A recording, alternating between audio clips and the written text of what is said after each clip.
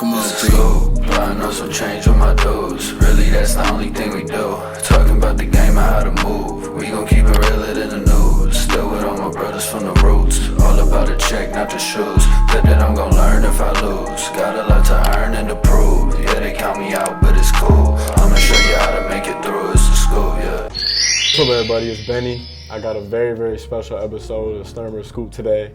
I'm here with someone who believed in me, who allowed me to fulfill my dream of being a Division I basketball player, and someone who I've done a lot of winning with, Coach Gates. What's up, Curly? What's up, Curly?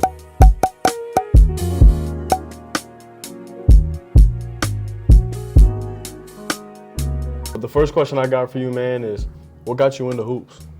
What got me into hoops? I think there was a passion. I think my first basketball game ever, my parents took me to a Lakers-Bulls game when I was either 6 or 7. And that game had obviously Magic Johnson, Kareem Abdul-Jabbar, and obviously Michael Jordan, the GOAT himself, Michael Jordan, that this generation needs to understand that exists. So Michael Jordan definitely influenced my life and wanting to be around basketball. And then the fact that, I'll tell you this story, Ben, and you'll appreciate it. I used to help our janitor when I was in grammar school clean the lunchroom, which was also the gym. And the soon and faster time that we would push those tables and get them cleaned and the floor swept, it had actually provided opportunity in 5th and 6th grade for me to shoot on the rim. Oh, wow, yeah. And that's when I really started to take a passion in on it. But my parents did a good job of putting sports in my life, me and my siblings' life, to make sure we stayed off the streets of Chicago and didn't get distracted, but also had a way to obviously get free education. Yeah, that's a great segue into my next question, because you grew up in Chicago and you went to Whitney Young. Shout out Q Ritz. Whitney Young. But I remember you telling me about how your coaches were pretty hard on you, and the practices there were really competitive. So, like, how did that shape your mindset back then? Well, you know, my elementary school coach that I think influenced my life the most is George Friel. Coach Friel kind of allowed the education of basketball to push me in a way that I've never been pushed. And that led me to play AAU with Larry Butler, another AAU legend, started the Illinois Warriors. You know, he poured into my life as well, and he exposed me from a geographical location of being in Chicago to a national location. Our AAU team, which has been together since for 5-6 years, we probably lost 3 or 4 games. I remember you telling me about that. You know, during that time, and we had some unbelievable battles, you know, along the way. And then that led me to go to Whitney Young High School. We wanted to go to a school that didn't have a rich basketball history, and we wanted to start our own and pave our own way. And we were the first city championship team in Whitney Young history, and also the first state championship team.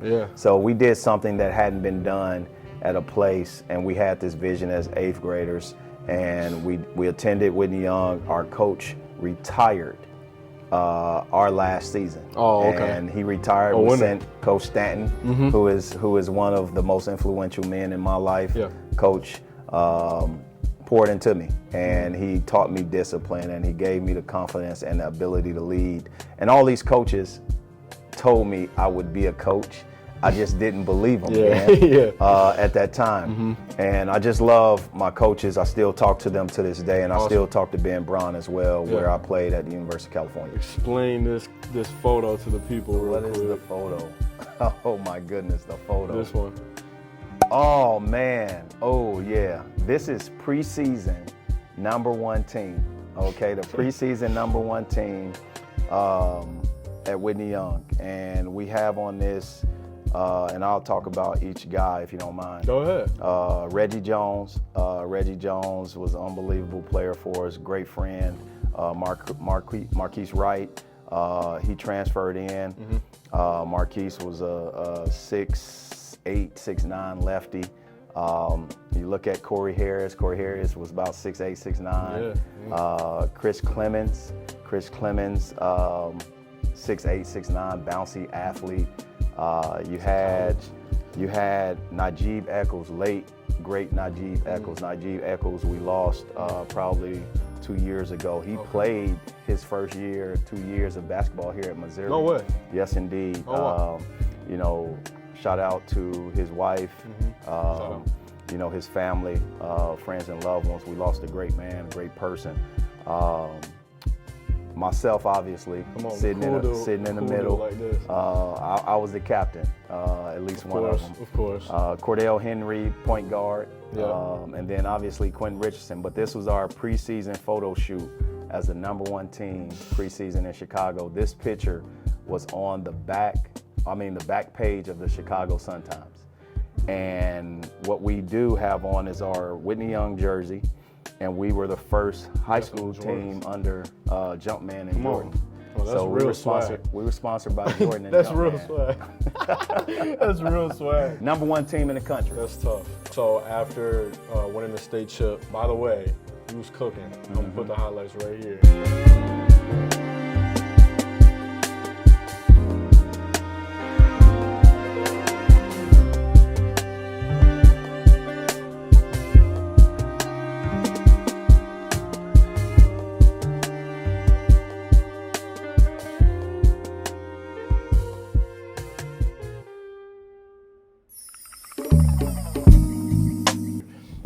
You had a bunch of offers and ended up going to Cal, which is completely across the country.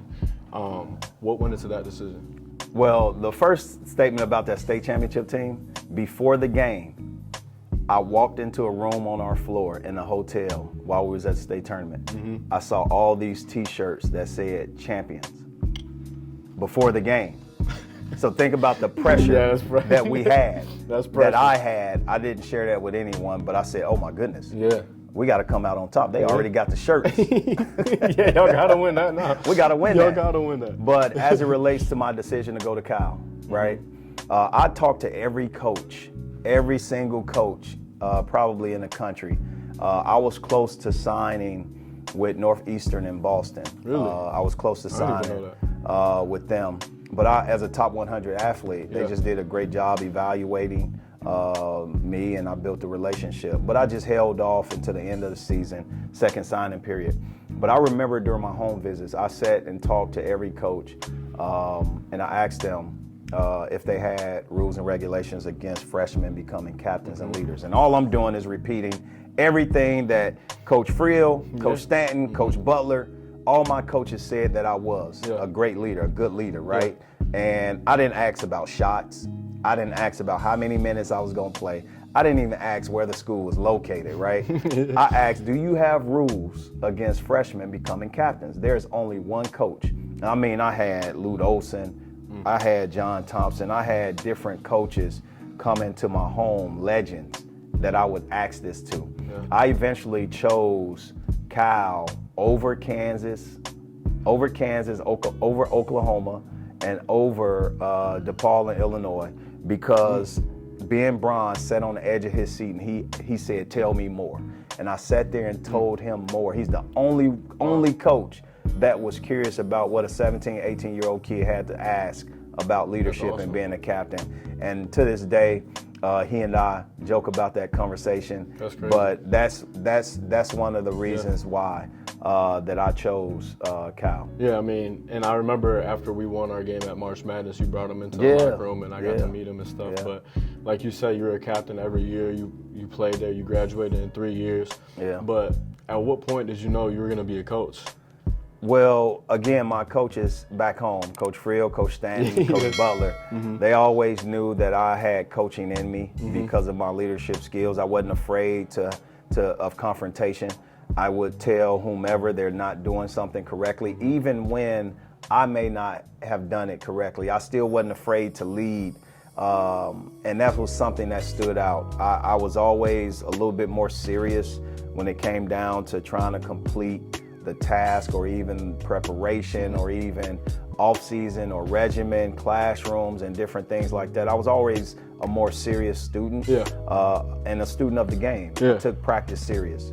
I commuted to school on my own, even when there was no car. So I just look at it from the standpoint that, you know, my path prepared me as a young man, inner city Chicago, to be a leader and be a coach. And the one thing that I wish, Ben, is this. I wish that every kid that I coach, like yourself, Trey Gomillion, as an assistant, Jonathan Isaac, Devin Vassell, and Malik Beasley, and Terrence Mann, all these guys, Fiondu Kabengele, that the way I look at my coaches, Ben Braun, the way I talk about Ben Braun, the way I talk about George Stanton, the way I talk about George Friel, the way I talk about Larry Butler, that my players are influenced by me the same way. 100%. And that's the one thing that I think ultimately allows you to be a family, is how you treat people while they're developing into the finished product, whether they're imperfect or not, whether they have heartaches or not, whether they are in an ability to give or just take. I think just having an organic relationship and see a person develop is what I just wish and pray and hope for 100%. With the relationship of my former players. Well, you know our relationship, man. Absolutely, you know, man. I love you, Curly. Always, man. You know I love you, Curly. Always. After you graduated from Cal, you started with the Clippers and then bounced around the NCAA a little bit. That ended up being at Florida State for 8 seasons under Coach Ham. And obviously, like, I know you talk about him all the time and how much of a legend he is. And but I want to know, what advice and like lessons did you learn from him that has stuck with you? I've learned from Coach Ham the ability to develop young people. It takes a lot of patience. It takes a lot of grace. They're not going to be perfect, but what can be perfect is the way you treat people who are in a phase of development. You got to just be there for them. You got to be able to tell them the truth. You got to be able to hold them accountable, and you got to be able to just hold up a mirror and let them see the best version, and also the not so best version of themselves. And if a person is able to view that, they'll be very grateful of all those things. And you got to do it without expecting anything in return. I try to give to the person that don't play just as much as the person that plays. I try to give myself, my home, my energy, my time to these guys, no matter what. And it's not in condition to what have they done for me lately. Being able to do that in a college environment is special. I also learned that from Coach Ham. Being able to do it in a place that you can call home makes it even more better. And when you look at how many years Coach Ham has been at Florida State, which is 20 plus years, that's what I look at when I look at Missouri, a place I want to be at for 20 plus years, and a place that I call home, a place that I've embraced as home, and a place that I love. And when you have that environment and you have that sort of surrounding, you're engulfing yourself in the community even more. You're basing your roots even more. You're raising your kids. You're becoming a part of the fabric of this state. And ultimately, that's what I'm excited about. And that's one of the things that Coach taught me. You can find happiness in one place. You don't have to jump or look around. That's awesome. And so after Florida State, you came to Cleveland State, which is where we met. And your first year coaching, I was a manager. But the second year, I was a player, and you made me a bench captain and a real captain. What did you see in me that allowed you to trust me with that role? Wow. Ooh, Ben Sternberg. Now, this is some real Ben Sternberg scoop, okay? Yes, it is. When I first met you, Ben, you wanted something so badly that it was so distracting that you didn't know how to get it. And what I did was I was able, and you allowed this, your parents allowed me to sort of mold you and push you and sort of show you. 100%. And so we, from a humility standpoint, put you in a place where, you know, if you really want this, your grades are gonna reflect it. Your mom never seen grades like you got when you was a manager and when you was a part of the team. When you look at your life and you seen everyone else not have the passion you've had for basketball, make it and go use it, and still squander. It was something I knew that you would never, ever, ever throw back. You would always take advantage of it. So when I put you in a position, I said, hey man, you just gonna be a manager. You'll be a part of the team. You'll be a manager though. You didn't blink. You were relentless. You were passionate about serving other people, and you stopped thinking about yourself. You stopped thinking about what you didn't have, and you thought about now being the best person you can be. And I seen that transition go into the classroom, that opportunity go into the classroom. I saw that opportunity sort of mature you and grow you. And I said, this dude, if he can harness this in this little time, imagine what's gonna happen when he finally earns a jersey. You earned a jersey and you wasn't gonna give it back to anybody. No way. Look, No way. you wasn't gonna give that way. back I remember to it. anyone. I And you remember wasn't gonna let anyone, no matter how many minutes you've played, you're not gonna let not one student athlete or teammate mess it up for you. That's right. And you held everybody accountable to the standards. You were coaching the managers and you was coaching the team, you was coaching the coaches, right? You became a part of our nucleus. And that's why I put you not only as a bench captain, but as a captain. But I saw how you treated your space. I saw how you treated your role. You was a star in your role. And I'm appreciative of you, man, because without you, there's no Coach Gates, man. I really mean that. All right? That means a lot. I really mean that, brother. And I remember the first time I got my jersey, I was just like, man, I can't even believe this. And then at Cleveland State. And Hey, then we remember went when to you was Mizzou. waiting in the rain for the meeting? Yo, a quick story.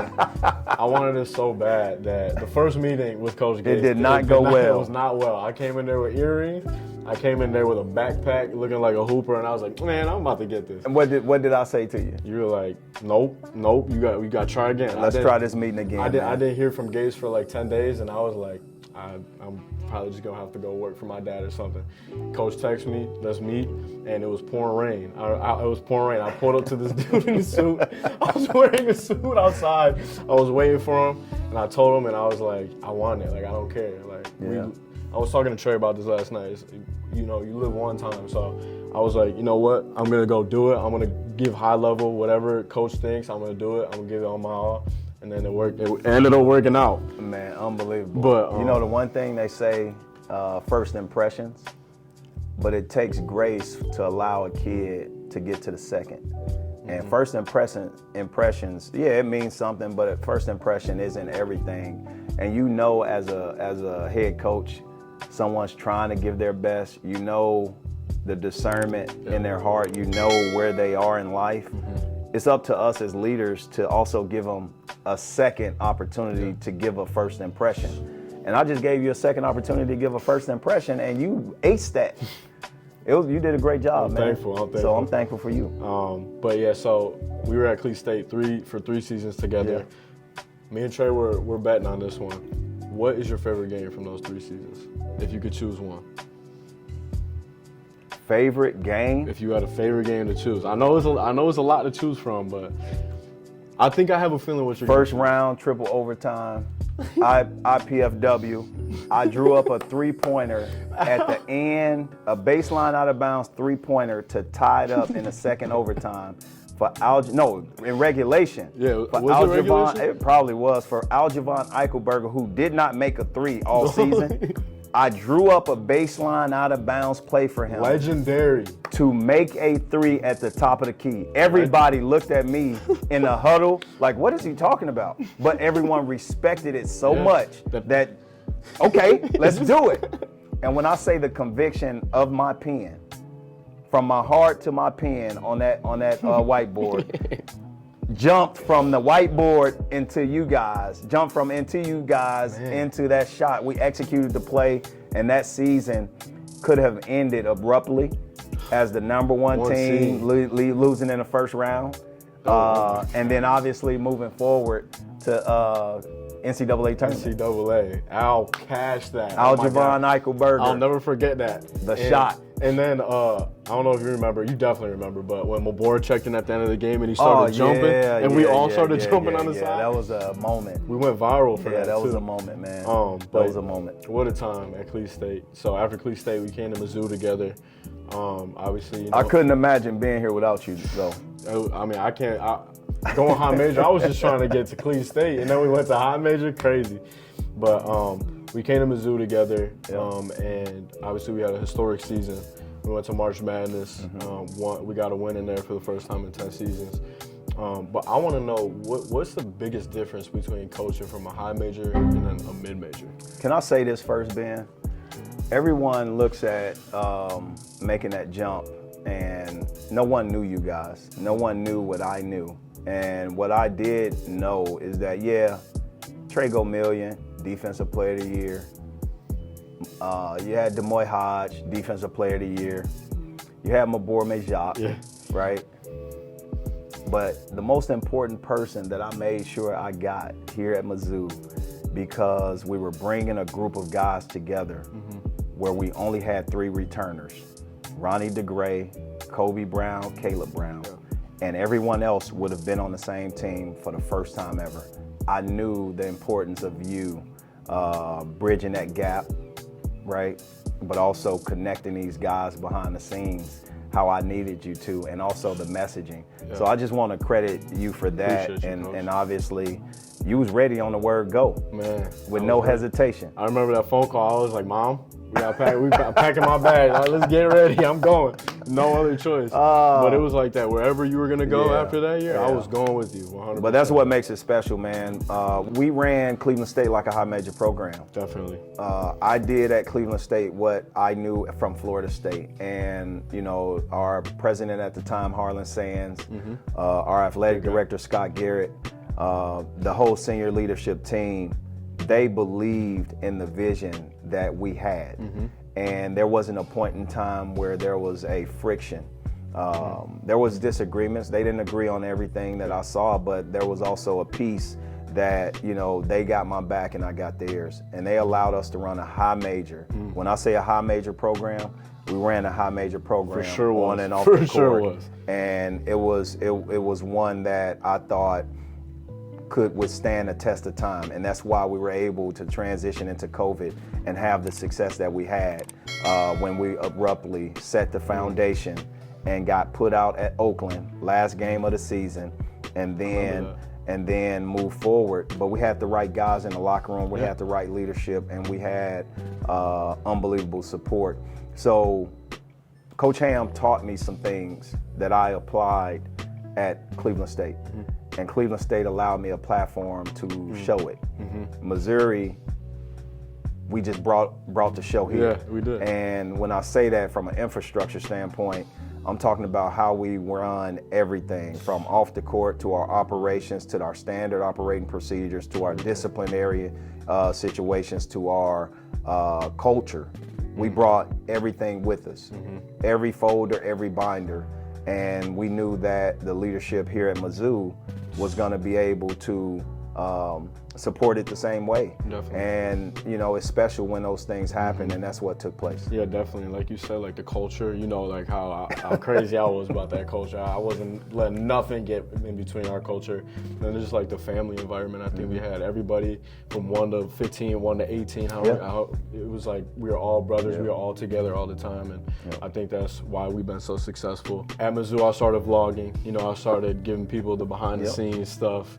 Engaging fans, talking to fans. What were your thoughts about my vlogs? I said to myself, Ben is not gonna do anything that compromises what I want. And I trusted you in that. And no matter what and how gray of an area it was, you wasn't afraid to show yourself, your teammates, in an authentic way.